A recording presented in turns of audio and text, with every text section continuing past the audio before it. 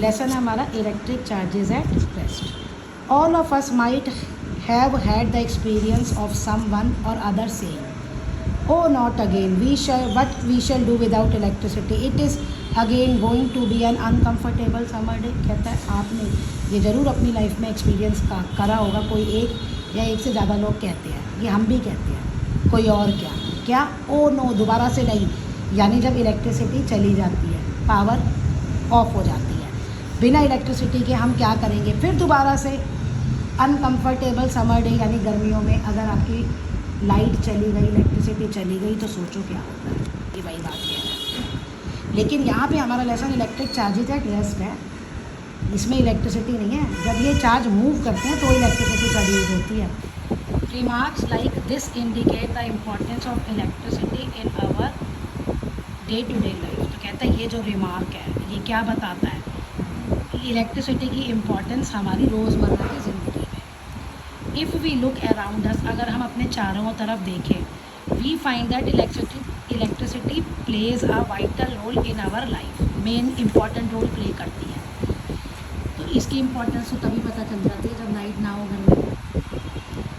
The electric bulbs, tubelights, LED जो हमारे घरों को लाइट देते हैं, स्ट्रीट लाइट रात को, फ़ैन जो हवा देता है, कूल करता है समर डेज़ में, रेफ्रिजरेटर जो हमारी चीज़ों को ठंडा रखता है, फ्रेश रखता है, ख़राब नहीं होने देता, टेलीविज़न जो हमें इंटरटेन करता है, एजुकेट करता है, इंटरटेन मतलब मनोरंजन करता है, and the metro trains that help people commute from one place to another, और मेट्रो ट्रेन्स जो लोगों को एक जगह से दूसरी जगह जाने में मदद करती हैं। All these and so many other devices, ये सब और दूसरे डिवाइसेस और अप्लाइंसेस, उनको क्या चाहिए, इलेक्ट्रिसिटी चाहिए काम करने के लिए। One of the major revolution of the previous century, पहली वाली सेंचुरी यानी अब जो चल रही है, 21st सेंचुरी चल रही है, यानी 20th सेंचुरी में कंप्यूटर जिसकी इन्वेंशन हुई, ऑल्सो नीड्स UPS, इसको भी क्या चाहिए, अनइंटरप्टेड पावर सप्लाई। एक UPS करके डिवाइस हम कंप्यूटर में लगाते हैं, यानी इसको इलेक्ट्रिसिटी चली भी जाए ना तो ये UPS जो है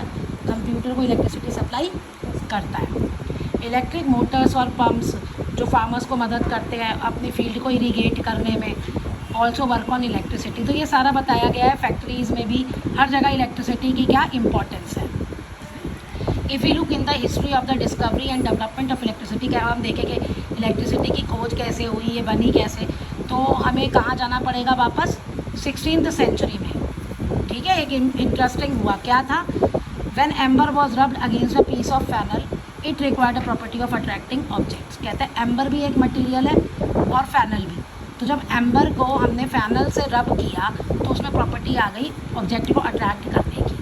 क्या, वो dry grass, thin piece of paper ऐसे अट्रैक्ट करने लगा। इसको छोड़ो, अभी तुम्हें रियल उसमें बताएं तो आप एक बोलो कॉम को अपने बालों से रब करो और फिर पेपर के पीसेस ले आओ, तो वो कॉम आपकी पेपर के पीसेस को अट्रैक्ट करेगी, तो उस पर भी चार्ज आ जाता है कॉम पे। तो ये यहीं पे ये है। अब एम्बर जो था, ग्रीक नेम एम्बर का क्या है, इलेक्ट्रॉन, और वही इलेक्ट्रॉन है, इलेक्ट्रॉन्स की वजह से ही चार्ज आता है और उसी से ये नाम आया इलेक्ट्रिक। चलिए, अब इस property was not shown by amber when it is not rubbed against, this property was not shown by the amber when it was not rubbed against the flannel. अगर उसे आप फैनल से रब नहीं करोगे तो ये वाली अट्रैक्टिंग प्रॉपर्टीज़ जो है वो भी नहीं शो होगी। Rubbed piece of amber was referred to as having got electrified, तो जो रब्ड पीस था जिसको हमने रब किया था उसको क्या नाम दिया, गॉट इलेक्ट्रीफाइड और having acquired N electric charge, यानी उस पर इलेक्ट्रिक चार्ज हो गया। एक्चुअली होता क्या है कि एक जगह से इलेक्ट्रॉन्स दूसरी जगह ट्रांसफ़र हो जाते हैं, भाई फैनल से चाहे एम्बर में हो चाहे एम्बर से फैनल में हो, तो जहाँ से इलेक्ट्रॉन ट्रांसफ़र होते हैं, जिस मान लो ए ऑब्जेक्ट से इलेक्ट्रॉन ट्रांसफ़र हो बी ऑब्जेक्ट पे, तो ए पे आ जाता है पॉजिटिव चार्ज और ये इलेक्ट्रॉन बी पे ट्रांसफ़र हो बी पे आ जाता है नेगेटिव चार्ज। तो ये ऐसे तब ये चार्ज होते हैं, हम कहते हैं कि ये ऑब्जेक्ट जो है इलेक्ट्रीफाइड हो गए यानी चार्ज हो गए और ये रेस्ट पे होते हैं। Following the discovery of this property of amber, अब इस प्रॉपर्टी को देखते हुए बहुत सारे एक्सपेरिमेंट हुए जिन्होंने ये प्रॉपर्टी शो की। अब ऐसा ही एक इम्पॉर्टेंट एक्सपेरिमेंट जो था इंग्लिश फिजिशियन और विलियम गिलबर्ट ने किया, उसने ये प्रॉपर्टी क्या की, डायमंड, सफ़ायर, ओपल और रॉक सॉल्ट में डिस्कवर की कुछ सब्सटेंस को, जबकि कोई और कुछ दूसरे सब्सटेंस भी थे जो ये प्रॉपर्टी नहीं शो करते थे। मीन्स जब एक बार पता चल गया ना तो साइंटिस्ट अलग अलग ऑब्जेक्ट्स पे ये प्रॉपर्टी देखने लगे। अब है charge and uncharge object. An object is to be electrically charge और सिंपली चार्ज। अब इलेक्ट्रिकली चार्ज या उसे सिंपली चार्ज कहेंगे अगर उसमें ऑब्जेक्ट्स को अट्रैक्ट करने की प्रॉपर्टी आ जाती है। Most of these substance do not have this property. ज़्यादातर सब्सटेंस में ये प्रॉपर्टी नहीं होती, यानी ये अनचार्ज होते हैं। अब कहते हैं एक्टिविटी देखो, ये देखो प्लास्टिक कॉम है ना, उसको रब किया आपने ड्राई हेयर में, अब इसको पेपर को यही मैंने बताया था ना तुम्हें, लाओ तो ये पेपर इससे अट्रैक्ट होंगे, तो यानी कि ड्राई प्लास्टिक कॉम जो है वो इलेक्ट्रिकली चार्ज हो गई जब हमने उसे रब किया। अब ये आ सकता है कि जब आप उसे रब करते हैं, रॉ कॉम को ड्राई हेयर से रब करते हो तो वो पेपर्स को अट्रैक्ट करती है। क्यों? क्योंकि वो प्लास्टिक कॉम इलेक्ट्रिकली चार्ज हो गई जब हमने उसको रब किया, और इलेक्ट्रिक चार्ज की वजह से ही वो उसको पेपर्स को अट्रैक्ट कर रही है। अब कहता है एक ड्राई मेटल कॉम लो और फिर उसे बिट्स ऑफ पेपर के पास लाओ विग्रियसली लविंग हेयर के थ्रू, तो कहता है क्या होगा, do the paper bits fly of towards the com. अब क्या वो कॉम की तरफ जाएंगे? वी फाइंड अब नहीं जाएंगे, यानी कि मेटल कॉम जो है वो चार्ज नहीं हुई रबिंग के बाद। तो कुछ मटीरियल्स होते हैं जो रबिंग के बाद चार्ज हो जाते हैं और कुछ ऐसे होते हैं जो रबिंग के बाद चार्ज नहीं होते। तो ये आपका ये सारा है, ये आपको याद करना पड़ेगा कौन से हैं जो चार्ज हो जाते हैं और कौन से हैं जो चार्ज नहीं होते। आप देखेंगे जो मेटालिक है ना वो चार्ज नहीं होते, और जो नॉन मेटालिक है वो चार्ज हो जाते हैं। इसी चार्ज और अनचार्ज पे हमारे पास टर्म्स आती है conductors and insulator. Metallic objects do not normally gate charge upon rubbing, और नॉन मेटालिक ऑब्जेक्ट्स जो है they get up charge on rubbing. तो इसी वजह से हम दो टाइप्स के मटेरियल देते हैं, एक जो चार्ज हो जाते हैं और एक जो चार्ज नहीं होते रब करने पर।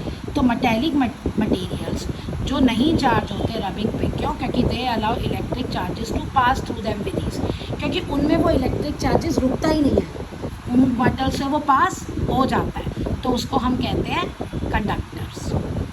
और नॉन मेटालिक चार्ज अप हो जाते हैं, क्यों? क्योंकि they do not allow electric charge to pass through them easily, उनमें से चार्ज ईजिली नॉन मेटालिक में से चार्ज ईजिली पास नहीं होता, इसलिए वो होते हैं इंसुलेटर्स। तो कंडक्टर और इंसुलेटर्स की बहुत सारी एप्लीकेशंस हैं हमारी डेली लाइफ में। तो नेक्स्ट क्वेश्चन बनता है इंसुलेटर्स एंड कंडक्टर्स। तो आप क्या लिखोगे? The materials which allow an electric charge to pass through them with ease are called conductors, for example metals, and the substances which do not allow an electric charge to pass through them easily are called insulator, for example non metals. अब यहाँ देखो wide application क्या है, एक ही बताती हूँ। Electricity हम करते हैं घरों में, इलेक्ट्रिसिटी जो होती है पहले हम वायर्स लगाते हैं ना, वायर्स किसकी बनी होती हैं? कॉपर की या एल्युमिनियम की। तो क्यों होती हैं कॉपर एल्युमिनियम की? क्योंकि उनमें से चार्ज पास हो जाता है, तो यानी जहाँ से चार्ज हमारे घर में एंटर हो रहा है तो हमारे अप्लाइंसेस तक भी पहुँचना चाहिए। और उसके मेटल जो वायर है, वायर के ऊपर किसकी कवरिंग होती है? इंसुलेटर की, प्लास्टिक की।